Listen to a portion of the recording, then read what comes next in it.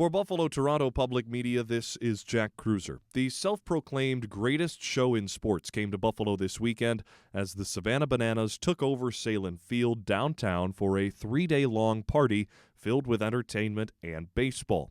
The experience left me with mixed emotions, from the general admission ticketing leading to dozens of fans left standing in odd areas of the ballpark for the entirety of the game, to the nonstop nature of the entertainment itself. Now, before we go any further, let's answer a couple questions you may have. Yes, it is actually a baseball game, with added rules to enhance the fan experience and to keep fans engaged throughout the night.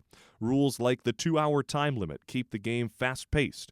The golden batter rule allows teams to have their best hitter step up to the plate at any time throughout the game. And the popular rule number 8, if a fan catches a foul ball, it is an out. Multiple times this weekend, fans who recorded an out in the stands were brought onto the field in celebration with the fielding team. Now, is it a fixed game where the Savannah Bananas always win? No. Despite the crowd favorites winning all 3 games in Buffalo this weekend, the game itself is real, and the Bananas have lost many times this year. And the game is as real as their opponents. Speaking of their opponents, fans in Buffalo saw the Bananas take on the firefighters this weekend. Now, no, these are not actual firefighters, and nor were they picked from the Buffalo Fire Department.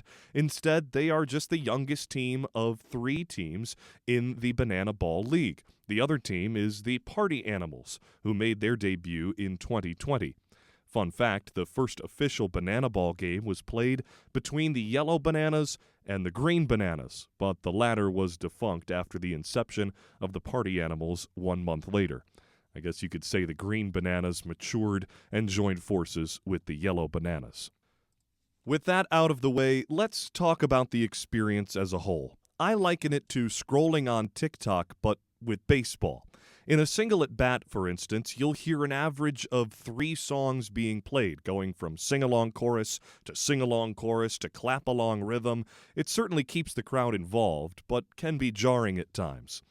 As someone working with the team told me, the best way to experience Banana Ball is by walking around throughout the stadium during the game, as there's constant entertainment in all corners of the venue.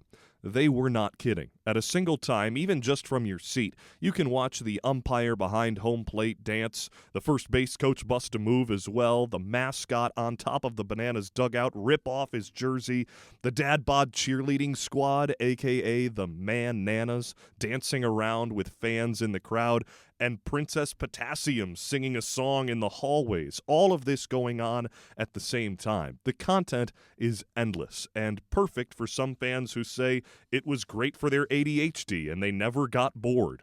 Now, my personal favorite parts of the experience were the ways that the kids were involved throughout the night and the Bananas fundraiser for foster care. Children were the stars, from the fan warm-up leader who was a 5-year-old with a camera on her before the game, leading the crowd of 16,000 fans in a pregame dancing warm-up, to the 4-year-old who was brought onto the field between innings, wielding a fire hose to douse his dad with water, and even a handful of toddlers who took part in the Toddler Olympics, jumping over hurdles to reach a finish line.